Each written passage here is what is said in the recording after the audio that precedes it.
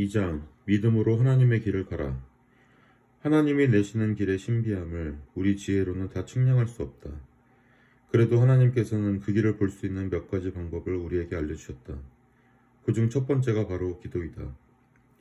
너는 내게 부르짖으라. 내가 내게 응답하겠고 내가 알지 못하는 크고 비밀한 일을 내게 보이리라. 육체의 눈으로는 결코 볼 수 없는 세계, 기도해야만 볼 수 있는 어떤 길이 있다는 것이다. 그래서 인생에 닥치는 고난의 시간은 기도를 통해 하나님을 발견하는 시간이다. 우리는 힘들고 어려운 광야 같은 인생을 살고 있다. 이때 추상적인 기도가 아니라 구체적이고 실제적인 기도를 해야 한다. 기도하지 않으면 도저히 살 수 없는 절박함으로 하나님께 매달리는 기도를 하라. 그러면 캄캄한 광야 속으로, 안개 같은 미래 속으로 하나님의 길이 조금씩 보일 것이다. 그 길은 하늘이 땅보다 높은 같이 우리의 생각보다 훨씬 높은 길이며 비전을 추수하는 길이고 하나님의 약속이 이루어지는 길이다. 기도하는 사람이 은혜의 눈, 성령의 눈으로만 볼 수 있는 길이다. 막막한 광야 길에서 하나님이 내시는 길을 볼 수 있는 두 번째 방법은 말씀이다.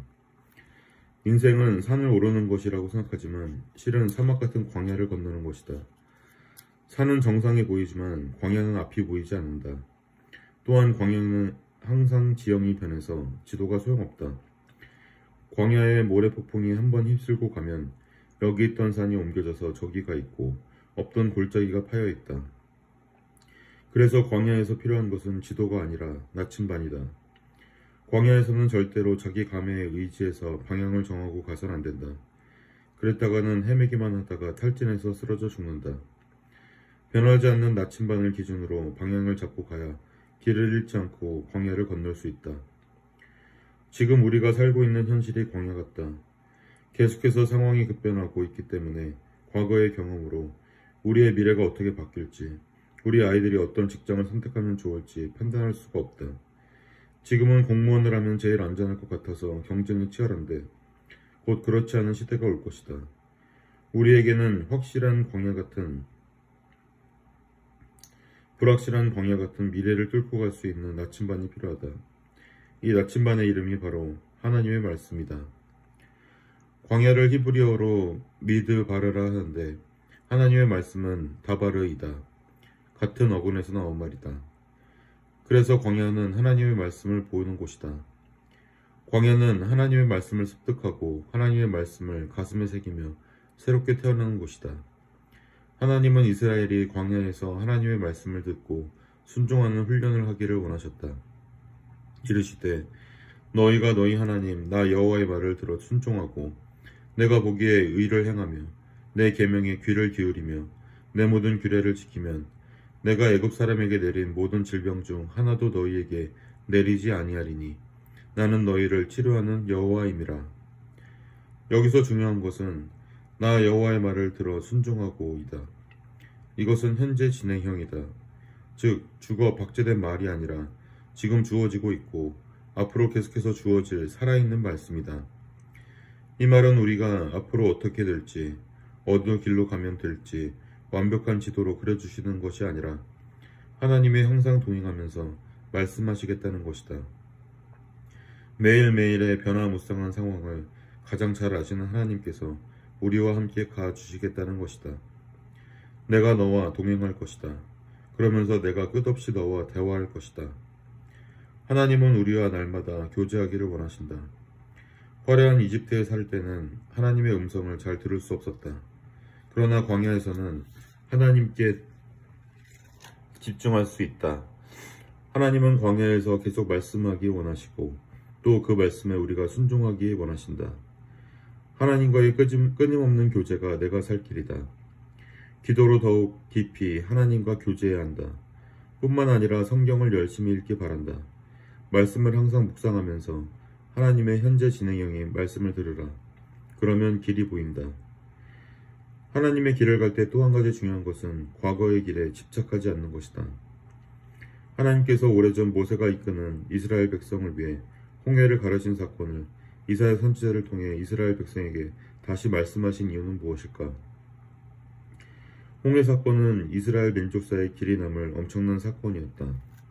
상황이 어렵고 현실이 힘들 때마다 아 옛날이여 하면서 전설처럼 떠올리는 사건이 바로 홍해 사건이다. 그 사건은 그들이 기억하는 최고의 기적, 하나님의 최고 작품이었다. 물론 그 사건은 놀라운 기적이었다. 그러나 하나님은 말씀하신다. 홍해의 기적은 놀라운 것이었지만 그것도 옛날 일이다. 이제 너희에게 새 일을 행할 것이다. 너는 이전 일을 기억하지 말며 옛날 일을 생각하지 말라. 홍해 사건이 아무리 놀라운 일이었다 해도 거기에 집착하면 안 된다. 아무리 좋았더라도 과거는 과거일 뿐이다.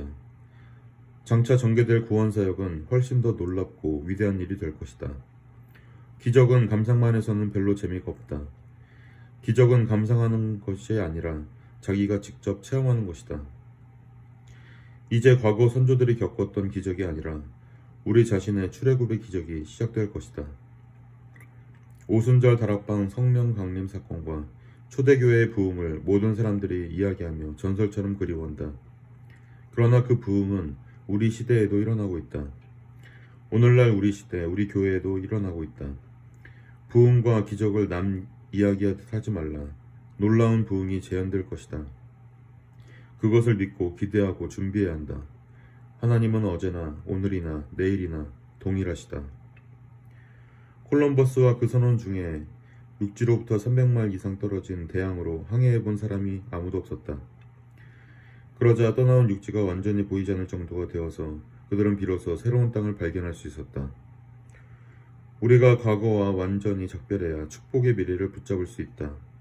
아무리 좋았던 힘들었던 과거는 과거이다. 어떤 사람은 과거의 상처 때문에 너무 폐쇄적이고 비관적이 되어서 앞으로 나아가지 못하고 어떤 사람은 과거에 한때 잘 나갔던 기억 때문에 자만심에 사로잡혀 겸손하게 새로운 미래로 출발하지 못한다. 우리는 과거의 나쁜 습관들, 후회, 죄책감, 실패에 대한 열등감, 성공에 대한 자만심 모두 확실히 불태워야 한다. 그래야 축복의 미래로 갈 수 있다. 새로운 시즌을 향해 첫 발걸음을 떼내는 것으로만은 부족하다. 뒷걸음쳐서 과거로 돌아갈 가능성마저 없애버려야 한다. 우리는 하나님이 이스라엘을 위해서 홍해를 갈라주셨다는 사실에만 집중하지 그들이 홍해를 건넌 뒤에 하나님이 다시 홍해를 닫으셨다는 사실은 간과한다. 그들은 이제 결코 애굽으로 돌아갈 수 없었다. 죽든 살든 광야에서 끝장을 봐야 한다. 하나님의 길을 찾아서 약속의 땅으로 가든지 아니면 불순종해서 죽든지. 새롭게 열어주시는 하나님의 길로 가려면 과거에 확실히 마침표를 찍어야 한다. 그런데 어떤 사람들은 마침표가 아니라 쉼표를 찍는다. 간판만 바꿔 달고 똑같은 것을 계속하려고 한다. 우리가 옛 습관을 버리지 않고 현재를 살면 과거의 실패는 그대로 미래에도 반복될 것이다. 옛 습관을 유지하면서는 절대 새 역사를 열 수 없다. 과거가 좋았더라도 마찬가지다. 하나님의 길을 열려면 믿음의 첫 발자국을 내딛어야 한다.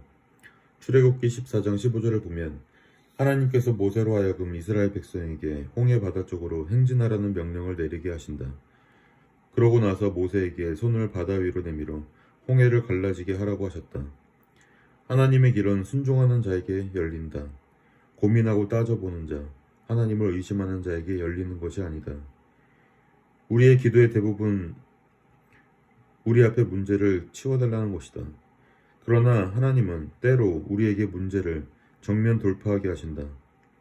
감당하기 어려운 문제 앞으로 우리를 몰아가시고 문제 속으로 믿음의 한 발자국을 내디디라고 하신다. 홍해가 문제라고 생각했는데 그 안에 길이 있으리라고는 누가 생각했는가? 가장 큰 문제 속에 하나님의 길이 있다. 진퇴양난, 사면초가의 상황에 빠져 있다고 생각하는가?